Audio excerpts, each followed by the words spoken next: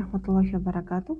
Сегодня мы с вами рассмотрим действия, которые нарушают пост. И самое первое– это совершение полового акта. Это считается самым тяжелым греховным действием по сравнению с другими действиями, нарушающими пост. Человек должен будет покаяться перед Аллахом, и он должен искупить свой грех. Те, кто совершил половой акт, либо намеренно открыл пост, они должны быть искупить свой грех тремя вариантами. Первое– это они должны освободить раба, либо держать 60 дней пост непрерывно, либо если они этого сделать не могут, то накормить 60 бедняков.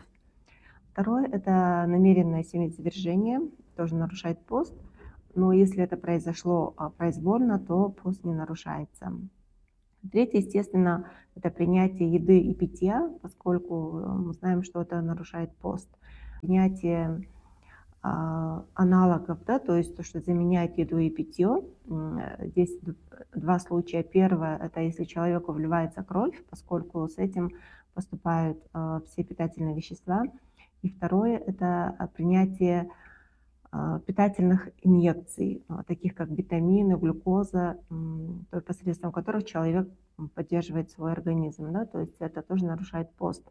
А касательно других лекарственных инъекций, таких как пенициллин и другое, то насчет этого есть спорные мнения. Некоторые ученые считают, что это нарушает пост, некоторые считают, что не нарушает пост. Но в любом случае при возможности нужно воздерживаться от инъекций и делать это желательно в вечернее время.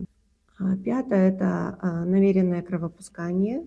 То есть во время поста человек не должен делать хиджаму, либо не должен становиться донором крови. Да? Это нарушает пост, но если это жизненно необходимо, то ему можно сделать кровопускание, да? Но должен он возместить этот пропущенный пост. Шестое– это намеренная рвота, то есть если человек специально спровоцирует рвоту, то это нарушает пост, и нужно будет ему восполнить этот пропущенный день в другой раз.